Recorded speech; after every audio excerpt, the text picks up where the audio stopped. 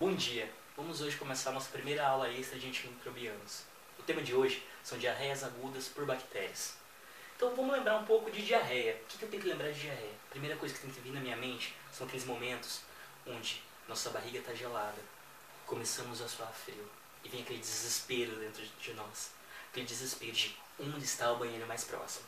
E é engraçado que dependendo de onde você está, ou você encontra paz ou desespero. Se você está num shopping, você fica feliz. Você pensa, eu tô com diarreia, mas vou no banheiro branquinho, limpo, papel higiênico bom, tripla folha. Olha que coisa mais linda. Agora, se você está num camelô, se você está numa rodoviária de uma cidade do interior do país, a primeira coisa que vem na sua cabeça é desespero. Você já imagina você entrando num banheiro onde não tem tranca, onde o papel higiênico não é um papel higiênico, mas é uma lixa que eles colocaram ali para você se limpar. Então, dependendo de onde você está, o desespero da sua diarreia é maior ou menor. Então vamos começar então, para de falar besteira e vamos falar logo de diarreia, parte clínica, parte médica. A primeira coisa que eu quero que você entenda de diarreia é que eu posso diferenciar ela de algumas formas. A primeira forma que eu vou mostrar para vocês é uma forma bem simples e bem clara. Diarreia inflamatória e diarreia não inflamatória. Então, qual é essa diferença? Diarreia inflamatória eu tenho que entender como uma diarreia que ela vai ter mecanismo de base, uma invasão da bactéria à mucosa do trato gastrointestinal. Eu tenho uma invasão dessa bactéria e uma lesão direta. Essa lesão direta vai estar associada a uma resposta inflamatória exacerbada. Quando eu digo isso, eu quero que você entenda. Eu estou falando para você de febre. Estou falando para você de sinais sistêmicos. Estou falando para você de inflamação. Tendo essa inflamação como febre e sinais sistêmicos, prostração, uma coisa mais, uma toxemia. Quando eu falo diarreia não inflamatória, eu quero que você entenda só. Diarreia. Diarreia e mais nada. Líquida. Isso, ok? Beleza, então eu tenho diarreias inflamatórias, que eu penso em diarreias mais invasivas, com componente febril, que eu posso ter às vezes perda de sangue, que eu já vou falar isso pra você. E quando eu penso em não inflamatória, eu penso em diarreia aquosa, perda de líquido. Só diarreia, mais nada. Mas nada, quando eu falo, pode ter, vamos ter alguma coisa assim, mas eu falo assim, nada muito sistêmico, ok? Beleza. Além disso, eu vou falar pra vocês que eu tenho, de forma topográfica, dois tipos diferentes de diarreia. Eu tenho uma diarreia que eu posso chamar diarreia alta, ou do pequeno intestino, que é quando eu compreendo o intestino delgado, ok? E eu tenho uma diarreia que eu posso falar diarreia baixa, quando eu compreendo todo intestino grosso, ok? Quando eu falo isso, eu compreendo cólon e reto, ok? Beleza. Antônio, qual que é a diferença de eu saber de topografia de diarreia? Por que é importante eu saber se existe uma diarreia alta e se existe uma diarreia baixa? Porque muda o agente. Existem bactérias que gostam de intestino delgado, existem bactérias que gostam de intestino grosso. E é uma diferença clínica importante. Olha só, pensa o seguinte, quando eu me alimento, vai chegar lá o bolo alimentar, tal, com a paradinha de estômago, vai descendo. Conforme o bolo alimentar vai descendo, eu vou absorvendo cada vez mais água. Então o que eu espero? Eu espero que quando ele chega bem no início do meu intestino delgado, que vai ter muita água ainda, que não vai ter sido absorvida muita essa água. Então ele vai passando e cada vez vai absorvendo água, absorvendo água, absorvendo água, até chegar ao reto. Vai chegar ao reto e eu vou eliminar fezes, ok? Esse é o natural.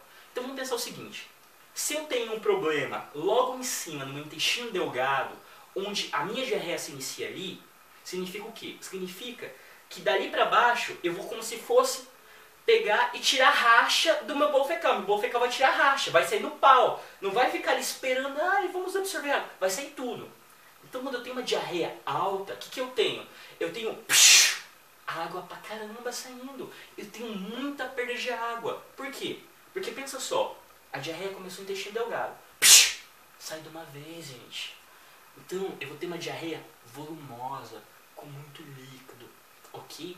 Isso é diarreia alta, isso é diarreia do intestino delgado, parte superior do trato gastrointestinal, ok? Agora, quando eu tenho uma diarreia baixa, é diferente, porque olha só, comi lá o bolo alimentar, vai descer tal, estômago, intestino delgado, vai absorver água, tá absorvendo. Aí vai chegar lá no finalzinho, lá no intestino grosso, lá perto do reto, de repente lá já vai estar sem água. Então vai sair o quê? Aquela melequinha. Sabe aquela melequinha que você solta às vezes? Que parece que você espirrou? Sabe aquela melequinha? Então, a diarreia baixa, gente, é uma diarreia com pouca água. Eu tenho pouco volume, gente. E outra coisa interessante, a diarreia baixa, eu tenho uma coisa que chama tenesmo. O que é o tenesmo? O tenesmo, sabe quando você vai lá pra fazer cocô e fica aquela vontade assim que não passa, você fica assim, e você quer ir de novo e não sai de novo. Sabe aquela que você levanta assim, mas ainda tá tipo como se fosse piscando assim, quero de novo e não vai? Isso é o tenesmo. Um amigo meu falava até o tenesmo, ele comparava o tenesmo a mascar feijão. Imagina você mascando feijão. Então assim, é tipo mascar feijão. É aquele incômodo que você tem. Então, vamos lá. A gente tem dois quadros de diarreias possíveis. Uma aquosa volumosa e uma de pequeno volume que tem tenesmo. Diarreia alta, tá? Vai de uma vez água para baixo. Diarreia baixa. Passa pelo trânsito gastrointestinal, chega lá embaixo e sai. Outra coisa interessante, a diarreia baixa geralmente ele tem uma quantidade maior de vezes de ir ao banheiro. Então assim, eu tenho uma frequência aumentada de diarreia. Por quê? Pensa só, gente, olha só. Quando eu tenho uma diarreia alta, eu me alimento, bebo água, alguma coisa, chega ali e sai. Sai de uma vez. Agora quando eu tenho uma diarreia baixa, olha só. Vai chegando devagarzinho comida ali, ó. Então olha só. Comi, cheguei, passou pro trato gastrointestinal, chegou lá no final, chegou um pouquinho, diarreia. Chegou mais um pouquinho, diarreia. Chegou mais um pouquinho, diarreia. Então eu tenho um aumento das frequências. Enquanto na diarreia alta, eu não tenho aumento de frequência, eu tenho aumento de volume, porque olha só, chegou, saiu, ok? Vamos lá, bem monguinho. Eu aprendo as coisas bem monguinho, eu espero que você aprenda bem monguinho assim também. Vamos continuar. Então agora eu vou mostrar pra vocês a primeira bactéria que está associada à diarreia. Tenho certeza que deve ter sido terror de vocês quando vocês estudaram microbiologia, que é um assunto um pouco chatinho assim, mas é legal quando você entende. Então, a primeira bactéria que eu vou mostrar para vocês que causa diarreia é Escherichia coli. A Escherichia coli, o que é importante eu saber dela? É importante eu saber que é uma bactéria gram-negativa. Ah, Antônio, eu não sei o que é gram-negativo. Calma, na próxima aula de antimicrobianos eu vou falar bastante de gram-negativo para vocês. Guardem essa informação agora no momento, por favor. Outra coisa importante que eu tenho que saber, a Escherichia coli, eu posso ter ela no meu trato gastrointestinal e eu posso também pegar ela em contaminação. Contaminação de água, contaminação de alimentos, pegar na boca de alguém e pôr o dedo na boca, pôr a boca em locais que eu não devo colocar a boca. Então eu posso pegar a Escherichia coli de diferentes formas. Sempre contato oral, sempre via oral, ok? Beleza. Então vamos falar um pouco das doenças que a Escherichia coli pode causar, tá bom? As doenças que ela causa têm uma relação direta com a pessoa. Como assim, Antônio? Pessoas que ao longo da vida tiveram mais exposição a Escherichia coli, as doenças causadas por elas, têm uma chance muito menor de adquirir doença no novo contato. É como o seguinte, a pessoa que tem contato tem como se fosse uma proteção à doença, a manifestações clínicas. Diferente de pessoas que têm o primeiro contato com essa bactéria, tem uma chance muito maior de ter doença. Ok?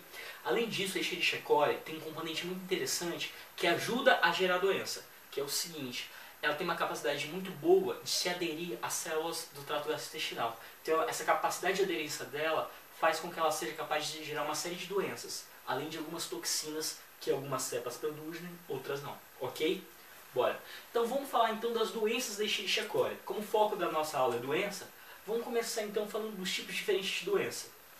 Eu tenho uma doença que está associada a pessoas que viajam para países pobres. Eu tenho uma doença que está associada com crianças abaixo de 6 meses. Eu tenho uma que dá uma insuficiência renal horrível, tá bom? Então vamos começar primeiro a falar de pessoas que viajam para países pobres. A primeira Escherichia coli que eu vou apresentar para você é a Escherichia coli enterotoxigênica, ok?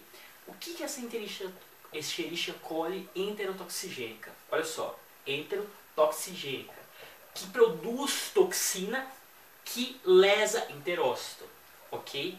Enterotoxigênica, produz toxina que lesa enterócito, ou que se relaciona com ele, tá bom? Essa Escherichia coli, eu posso chamar ela também de ETEC. ETEC. ET é Escherichia coli, enterotoxigênica Escherichia coli, ok?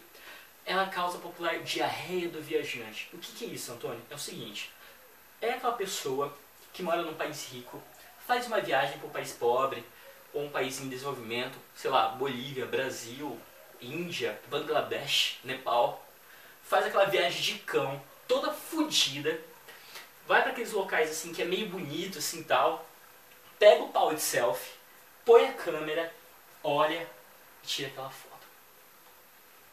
Melhor viagem do planeta, melhor dia da minha vida, Nepal é foda, Bolívia, amo.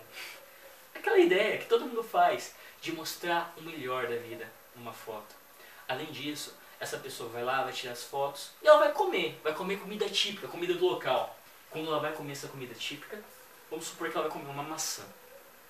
Uma maçã que está contaminada, tem Escherichia coli enterotoxigênica. Ela vai lá e come a maçã. Comeu a maçã. Quando ela come essa maçã, ela vai estar ingerindo junto essa bactéria. Essa bactéria, ela vai para o meu trato intestinal, especificamente intestino delgado. Ela adora intestino delgado. Ela vai chegar lá, vai se fixar as minhas células do intestino delgado e o que ela vai fazer? Ela vai liberar uma toxina. Essa toxina, eu chamo ela de toxina cólera-like. Por quê? Porque ela é muito parecida com a toxina da cólera, que é uma doença que eu vou falar mais pra frente pra vocês. E o que essa toxina faz, Antônio? Me mostra. Como é que uma toxina gera diarreia? É simples, gente. Olha só, o meu trato gastrointestinal, ele serve tanto para absorver nutrientes e água, quanto eliminar nutrientes e água. O que essa toxina faz? Essa toxina, ela faz o meu corpo liberar sais para o lúmen, para o meu trato gastrointestinal, onde tem embolimento, onde tem as coisas, e ela impede a reabsorção deles. Então o que ela faz, Antônio? Ela pega e joga um monte de soluto para fora do tecido, deixando o meio ali hipertônico. Gente, lembra do meio hipertônico? Quando eu falo meio hipertônico, eu estou referindo a um meio cheio de sal. Se eu tenho um meio cheio de sal, o que ele vai fazer? Ele vai puxar água. Então eu tenho uma diarreia aquosa, volumosa, com perda de sal. Por que isso? Porque está mandando sal para fora e está bloqueando a reabsorção. Quem faz isso? Escherichia coli enterotoxigênica. E outra coisa, Antônio, me fala como que é essa diarreia? Como que eu vou pensar num paciente ter essa diarreia? É aquela pessoa que saiu da sua zona de conforto, da casa onde viveu com a avó por 40 anos, foi pro Brasil, comeu um lugar, num lugarzinho ruim, meio sujo assim, pegou, se alimentou. Depois de 1 a 2 dias, vai ter uma diarreia aquosa volumosa, muita água, vai perder muita água. Lembrando que a frequência não é tão grande, é mais volume e menor frequência, tá bom? Isso é Escherichia coli enterotoxigênica, geralmente conhecida como diarreia do viajante. Antônio, legal, você me falou dessa doença do viajante, eu escutei e tal. Fala mais alguma coisa dessa diarreia. Essa diarreia, pelo que você está falando, eu estou perdendo líquido ali para um meio que está hipertônico. Eu posso falar que é uma diarreia osmótica? Não. Por quê? Porque quando eu defino diarreia osmótica, é o seguinte, diarreia osmótica é a diarreia que já chega o sal lá e puxa a água. Por exemplo, tem algumas medicações que eu dou para o paciente para ele evacuar, que elas têm esse mecanismo. Eu estou jogando meio hipertônico que vai puxar tudo ali. Aqui não. Aqui eu tenho uma toxina que faz as minhas células os meus enterócitos liberar sal. Então essa diarreia eu chamo ela de diarreia secretora, ok? Diarreia secretora pela Escherichia coli enterotoxigênica, ETEC, tá bom? Lembra, toxina cólera-like. Ok. Outra coisa, sem sinais de inflamação, gente. Aqui eu não tenho bactéria invadindo, eu tenho toxina só. Não tem invasão bacteriana, não tenho febre, não tenho essa coisa meio sistêmica, é só diarreia, ok? Antônio, eu dou antibiótico ou não? Gente, regra geral, toda diarreia que eu tenho sem febre aquosa, eu não dou antibiótico. Só que alguns estudos mostram o seguinte, se eu tenho um paciente com diarreia do viajante, diarreia por Escherichia coli enterotoxigênica, ETEC, se eu dar antibiótico, eu melhoro a diarreia. Eu melhoro brevemente essa diarreia. Eu diminuo o seu tempo de duração. Só que, Antônio, e se eu não tratar, o que acontece? Vai melhorar sozinho. vai melhorar sozinho se você não dar antibiótico. Então, regra geral, uma diarreia não precisa de antibiótico. Mas a medicina não é exata, beleza? Vamos continuar. Agora eu vou mostrar para vocês uma diarreia que ocorre em crianças abaixo de 6 meses. Uma diarreia que ela tende a ser um pouco mais grave, tende a ser um pouco mais toxicêmica. E é uma diarreia também que eu posso confundir, às vezes, o quadro clínico dela com uma diarreia do rotavírus. Tanto é que eu tenho crianças com 6 meses que elas podem ter diarreia por rotavírus ou diarreia por Escherichia coli enteropatogênica. Tá bom? O que é essa diarreia Escherichia coli enteropatogênica? É uma Escherichia coli que ela vai atuar em relação com o epitélio do intestino delgado de forma a alterar um pouco a absorção. Vamos ver com calma. É o seguinte. Pensa só uma criancinha que nasceu num país pobre, onde até os 6 meses de idade, se tem uma coisa que ela não vai tomar é leite materno. Vai tomar mingau, vai tomar água, né? Porque tem que tomar água, criança. Vai ter as 3 vozes do lado falando, toma água, não precisa só leite. Ela vai pegar e vai se alimentar com um alimento que vai ter Escherichia coli enteropatogênica, ou EPEC, enteropatogênica Escherichia coli. Quando ela se alimentar com esse alimento, essa Escherichia coli, mais uma vez, vai chegar no intestino delgado. E quando ela chega no intestino delgado, o que ela faz? Ela se fixa nessa mucosa intestinal e ela vai pegar e liberar substâncias ali que vão alterar todas as vilosidades do intestino. Como assim, Antônio? Olha só. O meu intestino ele é cheio de vilosidades para absorção, para aumentar a área de absorção, e ela se ligou. Quando ela se liga lá, ela vai se fixar e vai alterar todas essas, como que eu falo, esses vilos. Então, se esses vilos eram assim, eles vão se encurtar. Ela vai fazer isso. Nesse encurtamento de vilos, além disso, ela vai inibir ou fazer não produzir algumas substâncias que ali eram produzidas. Exemplo principal, disacaridase. O que é disacaridase? Uma enzima capaz de pegar disacarídeos e transformar em monossacarídeos para me absorver. Então assim, vai chegar açúcar grande, eu vou pegar, vou liberar disacaridase. Olha, liberei disacaridase. Quebrei esse açúcar, eu absorvo. Só que essa bactéria, o que ela vai fazer? Ela vai chegar, vai lesar essas microvilosidades, não vai produzir mais disacaridase por conta disso. Chega o açúcar, ele não é quebrado, gente. Se eu tenho açúcar que não é quebrado, se acumulando aqui, eu tenho açúcar puxando água, puxando água, puxando água. Eu tenho uma diarreia osmolar. Tenho uma diarreia osmolar por quê? Porque está chegando o açúcar, eu não estou conseguindo quebrar, porque minhas vilosidades intestinais estão destruídas, e além disso, eu não estou produzindo disacaridase. Então eu tenho uma diarreia osmótica. E essa diarreia osmótica é uma diarreia que a criancinha vai perder bastante água, diarreia alta. Só que, como é uma criança de 6 meses, eu posso ter um componente inflamatório. Antônio, se você está me falando que eu posso ter um componente inflamatório, você está me falando que a criança pode ter febre? Pode. Nesse caso, a criança pode ter febre. Você está me falando que essa criança vai ficar bem ruimzinha, talvez grave? Sim, estou te falando isso. Até porque é uma criança de 6 meses. Agora me fala. Quem que é macho o suficiente para ter uma criança de 6 meses com uma diarreia grave e febre e não dá antibiótico? Eu não sou. Não sou macho de jeito nenhum para fazer isso. Eu dou.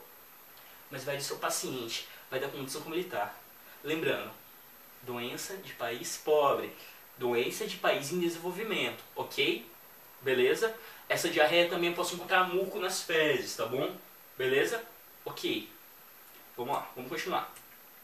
Agora eu vou falar para vocês de diarreias baixas associadas a Escherichia coli, tá bom? Então, eu vou começar falando para vocês da Escherichia coli enteroinvasiva. A enteroinvasiva, o que ela tem de diferente, Antônio? O que é importante eu saber dessa diarreia? É importante eu saber que ela não está associada à infecção no meu intestino delgado.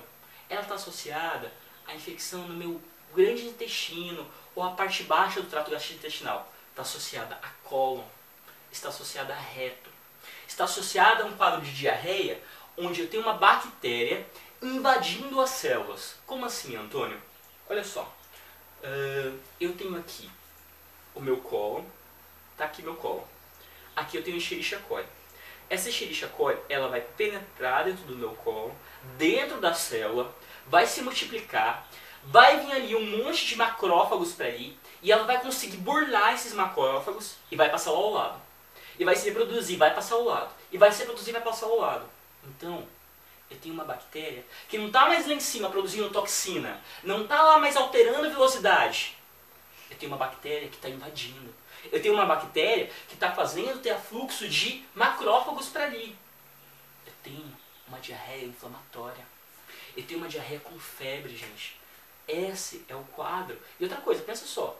Eu tenho lesão celular. Ali está lesão, está chegando macrófago, está tendo resposta imune ali. Essa diarreia, regra geral, eu vou ter sangue. Então, eu passo a deixar de não ter uma diarreia e ter um quadro que eu chamo de desinteria. Antônio, o que é desinteria? Sangue vivo nas fezes. Ok? Desinteria. Sangue vivo nas fezes. Isso não é melena? Não! Melena é sangue coagulado nas fezes. Lembra? Aquele sangue preto nas fezes. Você vê um negócio preto nas fezes, fedido, fedido, fedido pra caramba. Parece chouriço. Tá bom? Isso é diarreia. Isso é desinteria, isso é melena. Antônio, enterorragia. Enterorragia, meu filho, é quando você não está cagando com sangue. Você sai sangue de você. Você está menstruando pelo cu. Isso é enterorragia. Perdão, a chuleira do verbo. Desculpa, gente. Vou tentar me... Mas é isso. É menstruar pela região anal. Pelas pregas. Ok? Então tá. Agora, gente, isso é importante. Se eu tenho uma diarreia que está evoluindo para desinteria, está evoluindo para perda de sangue, junto com as fezes, está saindo muco junto, está com febre a pessoa. Gente, essa diarreia é óbvio que eu vou dar antibiótico. Por que eu vou dar antibiótico para essa, Antônio? Porque se eu tenho uma bactéria invadindo, qual que é a chance dessa bactéria cair na minha circulação sanguínea e me dar um quadro séptico? Total. Então, essa diarreia, quando estiver com sangue, quando tiver um quadro de desinteria, regra geral, eu vou dar um antibiótico. Essa é uma das poucas que eu martelo. Não, vamos dar antibiótico. Ok? Porque eu tenho um quadro invasivo, eu tenho um quadro febril. Ok? Lembrando que depende do paciente, depende de tudo isso. Ok? Então tá. Beleza. Então o que nós vimos? Nós vimos uma diarreia associada ao pau do self, que é a do viajante. Lembra? Mecanismo secretor. Eu vi uma diarreia que dá em criança de 6 meses, tá bom? Lembra? Que vai alterar um pouco a fisiopatologia, não é a fisiopatologia, vai alterar a fisiologia de absorção, mais ou menos ali. E eu tenho uma diarreia também invasiva, que vai ser uma diarreia baixa. Como eu falei, uma diarreia baixa com sangue. E como uma diarreia baixa, eu vou ter mesmo, lembra? Mascar feijão. Que nojento, mas é isso. Mascar feijão. Pouco volume em várias quantidades. Agora eu vou falar para vocês de uma outra Escherichia coli muito famosa. Essa é a Escherichia coli enterohemorrágica, tá bom? O EIEC. O EHEEC, tá? Escherichia coli enterohemorrágica, ok? O que a Escherichia coli enterohemorrágica tem de diferente? Ela tem diferente o seguinte, olha só. Primeira coisa, ela vai gostar do seu intestino grosso. Tá bom? Então ela tende a ser uma diarreia baixa. E como que ocorre? Olha só. Eu tenho aqui meu intestino grosso. Eu tenho a Escherichia coli chegando. Ela chegou. Ela vai se fixar ali. Que a Escherichia coli se fixa super bem. A trato gastrointestinal se fixou. Quando ela se fixa ali, ela vai produzir uma toxina. Antônio, é a toxina cholera-like? Não! Essa é a Shiga-like. Que é tipo a toxina da Shigella. Ou se não, eu também chamo de verotoxina. Shiga-like ou verotoxina. Antônio, o que essa toxina faz? Essa toxina ela tem a capacidade de inibir a síntese proteica, consequentemente evoluindo para a morte celular. Ok, então tem uma toxina que vai lesar ali e vai levar à morte celular. Então, primeira coisa, aqui eu posso ter uma diarreia com sangue, porque está no cólon, vai lesar, posso, ok. Só que essa Escherichia coli enterohemorrágica não é essa a minha maior preocupação. A minha maior preocupação para ela é o seguinte: eu tenho uma Escherichia coli que produz uma toxina, e essa toxina, quando ela fica aqui só no cólon, lesando, não tem problema. Tô tranquilo, de boa. O problema é quando essa substância, ela atravessa o cólon e chega na minha corrente sanguínea. Por que, Antônio? Porque essa toxina, ela adora lesar o leito vascular. Ela adora lesar meu endotélio. Gente, olha só. Se eu leso o endotélio, eu deflago uma série de coisas. Por exemplo, vamos supor que essa toxina caiu no meu endotélio. Eu lesei meu endotélio. Meu endotélio é lisinho. Lisinho, lisinho, lisinho. Passa hemácia, passa plaqueta, passa tudo. Lesei o endotélio, ó. Chegou a velha toxina ou toxina Shigella-like. Chegou. Então o que era lisinho ficou todo cheio de ranhuras. Olha só, olha a hemáciazinha, linda, redondinha. Ela era pra rolar. Ela não rola, faz... E se destrói. Eu destruo hemácias no meu endotélio, gente. Eu tenho o que eu chamo de anemia microangiopática. Eu tenho uma anemia por hemácia sendo destruída dentro do meu vaso. Anemia microangiopática. Eu tenho as plaquetinhas, ó, as plaquetinhas eram pra ir, ó, rolando, rolando, rolando. Não rola mais de boa. Eu tenho isso aqui como um ralador agora, olha as plaquetas. Eu tenho trombocitemia. Eu tenho trombose microvascular. Eu tenho depressão de plaquetas. Só que eu tenho tudo isso, principalmente em um local. No meu rim. No meu glomérulo. Lembra, gente, que no rim eu tenho glomérulo? E meu glomérulo o que que é? O que é o meu glomérulo? Endotélio. Então eu tenho um endotélio, onde está tudo lesado, onde era lisinho, virou um ralador. Acúmulo de plaqueta, acúmulo de hemácia, anemia microangiopática e destruição de plaqueta. Eu obstruo meus glomérulos. Eu tenho insuficiência renal. Insuficiência renal, evoluindo com aumento de creatinina e ureia. Essa é a grande complicação da Escherichia enterohemorrágica. E isso que eu estou mostrando para vocês, essa anemia microangiopática, essa destruição de plaqueta dentro do leito capilar. E insuficiência renal, eu chamo isso de síndrome hemolítico-urêmica. Antônio, é só isso, é só isso. Síndrome hemolítico-urêmica. Legal, Antônio. Então, como é a cara da síndrome hemolítico-urêmica? Uma criancinha que teve uma diarreia, passou uns dias, de repente evolui com insuficiência renal. Aí eu pego e faço um hemograma da criancinha. Anemia microangiopática, que no hemograma só não vai dar pra mim ver, mas vai ter outras coisas pra mim ver isso, e plaquetopenia. Beleza. Antônio, mas assim, como que eu vou diferenciar isso de uma CIVD? Por exemplo, CIVD. CIVD eu vou ter uma anemia, vou ter uma plaquetopenia. A diferença, gente, é que na CIVD eu tenho consumo de fator de coagulação. Então, eu tenho fibrinogênio baixo na CIVD. Na síndrome hemolítico-urêmica não. Tá bom? Então, Escherichia coli enterohemorrágica. Qual que é a minha maior preocupação? Síndrome hemolítico-urêmica. Tá. Antônio, no último slide, na última Escherichia coli, você me falou que eu dava antibiótico. Então eu gravei assim, sai sangue do antibiótico. Essa você me falou também que pode sair sangue. Eu vou dar antibiótico? Regra geral, sim. Só que os estudos mostram que se você dá antibiótico com uma Escherichia coli enterohemorrágica, você aumenta a chance dela ter síndrome hemolítico-urêmica. Você aumenta a chance da criança desenvolver essa doença. A medicina não existe certo e errado. Existe vou ou não vou. Vale a pena ou não vale. Então, essa é a cara da Escherichia coli enterohemorrágica. Tá bom? Mais alguma coisa? Principal Escherichia coli que está associada a esse quadro. Escherichia coli O157H7. Existem outras também que podem estar associadas também, tá bom? Geralmente, lembrando que só Escherichia coli enterohemorrágica, disenteria é um pouco mais raro, mas pode dar, tá bom? Agora eu vou mostrar pra vocês uma outra Escherichia coli. Só que essa outra Escherichia coli, eu não vou falar muito pra vocês. Por quê? Porque cada livro fala uma fisiopatologia diferente, fala algo diferente. Então eu achei o caos e eu prefiro falar só que existe. Existe outra que chama EAEC, Escherichia coli enteroagregativa. O que deu pra entender é como se ela formasse um tapete no trato gastrointestinal. Mas ela pega desde o intestino delgado até o intestino grosso. Só que não fica claro realmente como que é a fisiopatologia da diarreia. Então eu preferi não entrar muito nela, tá bom? Então assim, o que nós vimos hoje de Escherichia coli? A gente viu que existe uma Escherichia coli que está associada à diarreia em viajantes, pela produção de uma toxina. enterotoxigênica. A gente viu uma Escherichia coli está associada a quadros de diarreicos graves nas crianças abaixo de 6 meses, que é Escherichia coli enteropatogênica.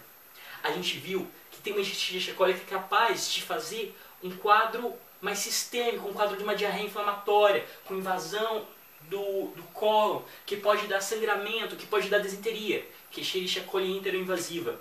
A gente viu também a Escherichia coli enterohemorrágica, que está associada a quadros graves de insuficiência renal em criança, pela síndrome hemolítica urêmica.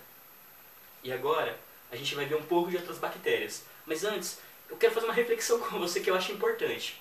Quando você está no seu posto de saúde, seja como interno, como médico, você já reparou que toda vez que chega um paciente com diarreia, o que você passa para ele e prescreve? Você prescreve soro de reidratação. Oral, você pede fazer um sorinho ali na hora. Só que tem uma coisa que a gente nunca pensa. Quando esse paciente tem tenesmo, você já parou para pensar como é triste o tenesmo? Você vai lá, evacua, faz psh, depois você vai psh, 5 vezes a mesma coisa. Chega uma hora que aquela mucosa tá dolorida, tá incômoda, e a pessoa vai para casa. Só que a pessoa, regra geral, ela não tem a condição financeira que você tem. Ela não chega na casa dela e tem um papel neve, folha tripla. Ela chega na casa dela e tem aquela folhinha de papel higiênico que é uma lixa. Uma lixa, onde ela vai passar e você sente a dor dela passando aquilo. Imagina, aquele negocinho todo dolorido. E você vai passar aquela lixinha. Ai, ai. E é isso que acontece. Quem nunca foi no banheiro público? Bora então falar sobre a prima da Escherichia coli. Vamos falar sobre a Shigella. A Shigella, como a Escherichia coli, é o gram-negativo. Gram-negativo que só coloniza seres humanos e infecta seres humanos. A transmissão aqui, regra geral, é interpessoa. Pessoa passando para pessoa. Mas ao mesmo tempo eu posso ainda ter contaminação de água ou alimentos. E pegar essa bactéria. É uma bactéria que ela tem uma predisposição muito grande para o trato gastrointestinal inferior. Quando eu falo isso, eu falo grande intestino, ou cólon, ou intestino grosso. Ela adora esse local. E a Shigella, ela gera doença como? Vamos lá, eu tenho o cólon e eu tenho a bactéria. Ela invade o cólon, ela entra no enterócito. Esse primeiro enterócito que ela entra, o que ela faz? Ela destrói ele, vai vir para ali um monte de macrófago. Esses macrófagos, ela vai conseguir evadi-los, sair deles e ela vai infectar as células adjacentes. De forma que eu tenho uma infecção bacteriana invasiva de todo o cólon. E quando eu falo invasiva aqui na Shigella, eu falo invasiva mesmo. É uma diarreia bem inflamatória. Uma diarreia inflamatória cheia de complicações por conta desse quadro sistêmico, desse quadro de invasão. Tá bom? Então vamos lá. Eu tenho Shigella chegando no cólon, entrando no primeiro enterócito, destruindo ele, entrando nos enterócitos adjacentes e fazendo uma resposta imune extremamente exacerbada, ok? Lembra, ela ainda vai chegar macrófago ali e ela consegue sair desse macrófago e invadir outras células, tá bom? Beleza. Então, Antônio, você está me falando que eu tenho uma bactéria que está invadindo o intestino grosso, você está me falando que eu vou ter um quadro de diarreia baixa, que era caracterizado pelo quê?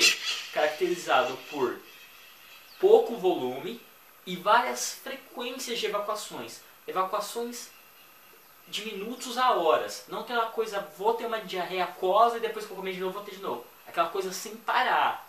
Lembra? Com tenesmo. Ok? Mascar feijão. Tá. E essa infecção, ela tem uma série de complicações agregadas. Tá bom? Outra coisa super importante. Como eu falei pra vocês, é uma diarreia extremamente invasiva. É uma bactéria que invade muito. Então aqui, tanto quanto eu tenho na Escherichia coli enteroinvasiva, aqui eu tenho também um quadro de desinteria. Então, eu tenho um tipo de Escherichia coli que dá desinteria. E eu tenho Shigella dando desinteria. Shigella dá desinteria grave. Shigella é diagnóstico diferencial de Crohn, tá bom? Que é um quadro meio sistêmico, meio grave, febre, uma diarreia bem inflamatória, bem importante, ok? E é tão importante esse quadro que eu posso ter uma pessoa com uma diarreia ou desinteria tão intensa que eu posso ter prolapso retal. É sério isso, Antônio? É sério isso. É uma diarreia tão violenta que a pessoa força tanto ali, tem tanto tenesmo que pode evoluir com prolapso retal. Lembra, eu tenho também um verme que dá muito isso, lembra? Tricuris dá muito isso, eu vi isso lá em parasitologia, ok? Além disso, eu tenho outras complicações associadas à Shigella. Algumas eu não entendo direito. Por exemplo, é comprovado que infecções por Shigella têm uma associação maior com crises convulsivas e sintomas no sistema nervoso central. Eu posso ter criancinha com diarreia que vai evoluir para coma. Eu posso ter criancinha com diarreia que vai evoluir para crise convulsiva. E não está claro por quê. Alguns estudos pegam algumas toxinas da Shigella e injetam em animais. E veem que tem algumas lesões do sistema nervoso. Só que no ser humano eu ainda não consigo falar o porquê, não consigo bater o martelo. Mas tá bom? Então uma diarreia que evolui com crise convulsiva, sempre pensar em Shigella, tá bom? Além disso, eu tenho que lembrar que a Shigella também tem uma associação com a síndrome hemolítica urêmica. Aquela que a gente acabou de ver, lembra? Anemia, plaquetopenia e insuficiência renal. Um quadro agudo, beleza? Além disso, eu posso ter quadro também de SIAD, síndrome da secreção inapropriada do hormônio antidiurético. Isso é mostrado nessa síndrome. E outra coisa interessante também, que eu tenho também alguns casos de Shigella associado com síndrome de Reiter. Lembra a síndrome de Reiter, aquela lá que eu vi na infecção por clamídia? Eu posso ter aqui também, gente. Eu posso ter dor articular, lesão genital e conjuntivite. Ah, Antônio, mas isso era só clamídia. Não, não é só da clamídia. Estudando para fazer essa aula, gente, o que eu percebi? Que a maioria das enterobactérias podem ter associação com a síndrome de Reiter. Então a síndrome de Reiter deixa de ser um quadro que eu penso muito mais em clamídia e gonococo e passa a ser um quadro que pode estar associado a vários enteropatógenos, ok? Também tem relatos de hipoglicemia, tá bom? Associado a essa infecção pela Shigella. E uma complicação super importante, ainda mais para os cirurgiões em relação à Shigella, é o megacolon tóxico. Antônio, que porra é essa? Megacolon tóxico, vamos lá, megacolon. Cólon aumentado de tamanho, cólon distendido, cólon que não consegue mais trabalhar, não consegue mais se contrair, não consegue mais mandar o bolo alimentar para frente. Isso ocorre como? Pensa só, eu tenho uma bactéria que é extremamente invasiva, tem uma tendência muito grande a gerar inflamação. Ela vai invadir a musculatura do cólon. Ela vai invadir aí e vai aumentar a produção de óxido nítrico. Esse óxido nítrico, o que ele vai fazer? Ele vai impedir que as minhas células do cólon se contraiam. Então esse cólon meu, ele vai ficar como se fosse distendido. E ele estando distendido, ele não vai conseguir mandar nada para frente. Então tem uma chance grande de eu ter uma obstrução, de eu ter uma perfuração, de eu ter a isquêmica ali. Então é algo que pode evoluir com uma grande gravidade. Tudo isso associado à infecção pela Shigella, tá bom? Lembra, transmissão interpessoal, transmissão em relação à água e dejetos. Antônio, é doença de país rico ou país pobre? País pobre. Doença de local em desenvolvimento, ok? Beleza, então vamos lá. Shigella, síndrome hemolítica urêmica, prolapso retal, crise convulsiva, coma, síndrome de Reiter, megacolon tóxico, ok? Isso é Shigella. Agora eu vou falar para vocês de uma outra bactéria. Essa bactéria ela está associada a uma complicação grave também. E ela causa uma diarreia baixa, com características de desinteria. Essa diarreia ela é causada pelo Campylobacter jejuni, ok? O Campylobacter jejuni, como a gente pega essa bactéria, Antônio? Ele também é um gram-negativo, só que ele é um bastonete curvo. As outras bactérias que eu mostrei para vocês são bacilos, ele é um bastonete, tipo uma virgulazinha e tal. E ele, diferente das outras, ele é móvel. E eu considero ele uma zoonose. O que é zoonose? É uma doença que o ciclo dela tem uma associação com animal ali, tá? Entra no ciclo, tá bom? De transmissão dessa doença. Antônio, como eu pego o Campylobacter jejuni, essa outra bactéria que você está falando que causa diarreia? Você pega isso quando você lambe o cu do seu cachorrinho. Antônio, eu não lembro o cu do meu cachorrinho. Não, você não lambe. Quando o Pluto vem correndo em sua direção, lambendo sua boca, todo feliz, falando que te ama. Você fica todo feliz, lindo, Plutinho. E ele lambendo tua cara assim, e Campylobacter tudo ali, porque antes ele estava lambendo o cu dele, então tá lá. Assim. Você pega quando você tem contato com animais. É uma doença que você pega pelo animal. O animal alberga essa bactéria nele. Você pega quando você lambe o cu de galinha. Tem cara que sai na rua e lambe o cu de galinha. Você sabe disso. Você que é mulher, você já viu isso. Eu tenho certeza que já viu em algum lugar. E quando ele faz isso, ele adquire essa bactéria. E é interessante que em alguns animais, ela não causa doença. Ela fica lá de boa. Só que aí quando o homem contrai, ela vai lá para o intestino grosso e gera um quadro de disenteria. Gera um quadro de diarreia. Só que aqui eu não estou preocupado com a disenteria e com a diarreia. Eu não estou preocupado com uma infecção grave que eu vejo na Shigella. Aqui eu estou preocupado com o meu sistema imune surtando. Como assim eu estou com o meu sistema imune surtando? Porque aqui eu tenho o meu sistema imune produzindo anticorpos. Só que o problema é que esses anticorpos, eles vão tentar se ligar a um antígeno dessa bactéria. Só que o antígeno dessa bactéria, ele é muito parecido com o antígeno presente na minha bainha de mielina, dos meus neurônios motores. Síndrome de Guillain-Barré é quando eu tenho anticorpos se ligando a minha bainha de mielina, levando a uma paralisia flácida arreflexa de forma ascendente. Começa do pé e vai subindo, podendo estar associada ou não a parestesias, ok? Isso é Guillain-Barré. Guillain-Barré geralmente é precedido ou de uma gastroenterite, diarreia, desinteria, regra geral pelo Campylobacter jejuni, ou por uma infecção viral. Uma IVAS. Isso é Guillain-Barré. Antônio, como que eu faço o diagnóstico de Guillain-Barré? Eu faço punção do líquor e eu acho muita proteína nesse líquor. E eu acho uma contagem celular de boa. Uma contagem celular que não me fala a favor de bactéria, de vírus, não fala nada. Uma contagem baixa. Só proteína nesse líquor. Ok? Isso é Guillain-Barré. Guillain-Barré está associado então a pessoas que lambem cu de cachorro. Quando o cachorro lambe seu rosto, lambeu o cu dele antes. Isso é verdade. Isso é verdade, gente. Isso é uma coisa que eu falo brincando assim, mas é verdade. Você tem que ter muito cuidado com isso. Animal tem que ter no colo, tem que cuidar, tem que ter... Tem. Mas não deixe de te lamber. Tem bactéria ali. Por favor. Tá bom? Aí eu falei pra você de Shigella e falei pra você também de Campylobacter. E eu não falei em momento nenhum de antibiótico pra vocês. Antônio, eu uso antibiótico aqui ou não uso antibiótico? Regra geral, quando eu tenho uma diarreia invasiva, inflamatória, eu uso antibiótico. Shigella, gente, é um quadro mais sistêmico, é um quadro com febre, é um quadro grave, eu vou dar antibiótico.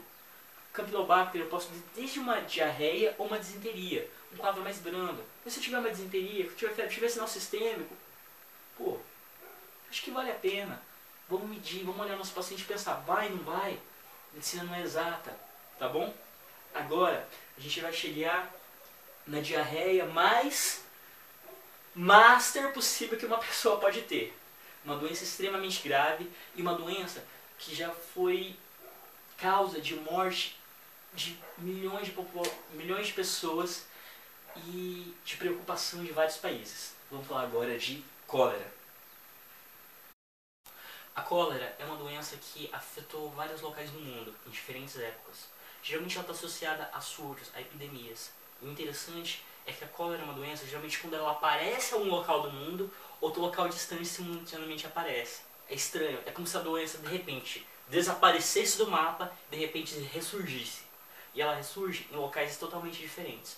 Um dos últimos surtos de cólera que a gente teve registrado foi no Haiti, em 2010, que com todas as catástrofes que ocorreram, voltou a ter surto de cólera lá.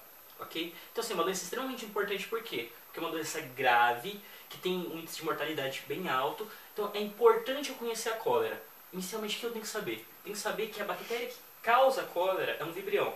Vibrião cholerae.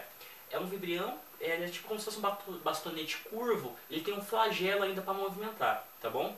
É uma bactéria gram-negativa e geralmente ela está associada, ela coloniza actinoesqueleto ou exoesqueleto. Do que? Exoesqueleto do que, Antônio? Me lembra? Lembra das aulas de biologia, onde a gente viu que caranguejo, camarão, zooplâncton tem exoesqueleto? Essa bactéria, ela gosta de colonizar o exoesqueleto desses animais. Então, Antônio, esses animais que você me falou são animais marinhos. Então você está me falando que o vibrião da cólera, ele vive em água salgada? Ele vive em água salgada, gente. Ele coloniza a carapaça desses animais, ele vive lá de boa, tá bom? Então tá, então eu tenho um vibrião gram-negativo que causa uma doença importante, que é a cólera. Onde ele vive? Ele vive geralmente em água salgada, no zooplâncton e no exoesqueleto desses animais. Caranguejo e lá vai cacetada, ok? Beleza. Como eu me contamino com a cólera? Você se contamina quando você ingere alimentos ou água que tenham vibrião. Beleza. Me contaminei com a cólera.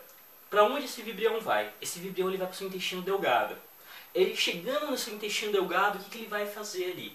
Ele vai pegar, vai se fixar ali e vai produzir uma toxina, chamada toxina colérica, toxina da cólera. Essa toxina, o que ela faz? Ela faz o meu trato gastrointestinal mandar para fora cloro e juntamente vai com isso sódio e água. Então é mais ou menos aquele mecanismo da Escherichia coli enterotoxigênica. Ela vai mandar sais para fora do trato gastrointestinal para a luz ali, de forma que com isso vai água. A diferença da cólera para a Escherichia coli enterotoxigênica é quanto essa toxina tem esse poder. Por quê? Gente, a cólera, quando eu falo diarreia, você tem que pensar assim, diarreia do caos, diarreia do capeta. Por quê? Porque na cólera, você perde mais ou menos 1 litro de água a cada hora. Geralmente, os estudos mostram que uma pessoa em 24 horas, ela perde 21 litros de água. Você sabe o que é isso? 21 litros de água? Gente, é algo absurdo. É algo absurdo. Tanto é que antigamente, quando as macas para os pacientes com cólera, elas tinham no meio dela, tinha um vão. A pessoa ficava na maca com um vão e bem embaixo desse vão tinha um baldinho para pegar as fezes, porque não tinha como. Uma diarreia extremamente grave, ok? E como que essa diarreia, então, tem uma característica importante saber? Como eu falei, é no trato gastrointestinal alto, é no intestino delgado, então diarreia aquosa. Só que a cólera tem umas peculiaridades ainda. Eu tenho o que eu chamo de diarreia em água de arroz. Olha só, gente, parece água de arroz realmente. Além disso, outro componente importante da cólera que eu também tenho é o odor. O odor dessa diarreia, dessa água de arroz, é odor de peixe. Então, assim, é escrito isso na literatura, odor de peixe. E assim, então pensa só, eu tenho uma diarreia extremamente aquosa, que perde muito líquido, uma diarreia grave. Antônio, do que a pessoa morre? Desidratação. Desidratação de distúrbio eletrolítico. Na cólera é capaz de eu achar respiração de Kussmaul. Pensa só, eu vou ter uma acidose ali. Quanto bicarbonato eu não perco nessa diarreia? Bicarbonato pra caramba eu perdendo ali. Então eu posso ter uma acidose. Vou ficar com respiração de Kussmaul. Essa acidose pode me levar à morte, ok? Antônio, o que mais que eu posso ter na cólera de complicação? Desidratação severa. Gente, eu tenho necrose tubular aguda. Pensa, como que se eu perco 21 litros de água no meu corpo, eu vou perfundir o rim direito? Não perfundo. Então essa é a cólera. Essa diarreia é extremamente grave, com uma evolução meio complicada, ok? Então tá, isso é a cara da cólera. Então assim, o que a gente viu hoje? Hoje a gente viu diarreia alta e diarreia baixa. Vimos diarreia do intestino delgado e diarreia de cólon. Vimos a diferença delas. Hoje eu mostrei para vocês a Escherichia coli, que ela tanto pode colonizar intestino delgado quanto intestino grosso. A gente viu Shigella, causa importante de diarreia baixa, uma diarreia grave, baixa, com desinteria, sempre quase com desinteria, uma evolução ruim, meio complicada. A gente viu Campylobacter pylori, a gente viu a associação dele com Guillain-Barré. A gente viu hoje agora também cólera, uma diarreia extremamente grave, associada a surtos no mundo, uma doença extremamente grave. E o que eu quero deixar para vocês hoje, pensando em antibióticos? Eu não vou falar hoje para vocês qual antibiótico eu trato essas diarreias. Quais diarreias eu trato com antibiótico? Desinteria, regra geral, sempre vou tratar com antibiótico, que tem uma chance maior de evoluir para um quadro séptico, um quadro mais grave. Então, diarreia com sangue, regra geral, eu vou usar antibiótico. Outra diarreia importante que eu tenho que usar antibiótico. Cólera, gente, é um quadro dramático, é um quadro grave. Eu tenho que tentar matar essa bactéria, tanto para não transmitir para frente, quanto também para tentar amenizar os sintomas quanto antes, destruindo essa bactéria, ok? Então assim, diarreia baixa, tá bom? E cólera, essas eu vou tratar. Diarreia do viajante eu posso? Posso. Tem estudo que manda eu tratar, tem estudo que manda eu tratar. O que se sabe? Melhora os sintomas, tem uma evolução melhor, ok? Mas vai de cada um. Antônio, legal, você falou pra mim de diarreias bacterianas, mas você não falou de diarreias virais, que são uma causa importante de diarreia. E se eu tiver uma disenteria e tipo, for por uma infecção viral, eu te falo o seguinte, regra geral, quase todas, ou todas elas eu posso falar, diarreias virais são diarreias altas. Elas geralmente estão associadas à diarreia no intestino delgado. Então eu tenho uma diarreia aquosa, grande volume. Então isso me deixa mais tranquilo em não tratar, tá bom? A única diarreia alta que eu tenho que tratar realmente é a cólera, porque é grave. E você vai saber se você está diante de um caso de cólera. Pô, gente, 21 litros em 24 horas, não é pra qualquer um. Então essa foi a mensagem da aula de diarreias. Então assim, essa foi a primeira introdução a gram-negativos. Próxima aula nossa a gente vai ver bem gram-negativos e a gente vai ver uma medicação excelente para tratar gram-negativos. E só uma coisa, a maioria dessas doenças que eu falei hoje pra você, eu posso tratar também com macrolídeo, aquilo que eu vi na última aula, tá bom? Mas mais pra frente eu falo. Isso aqui não é macrolídeo geralmente que eu uso, mas ele também entra como segunda escolha nessas doenças, ok? Valeu, gente, até a próxima.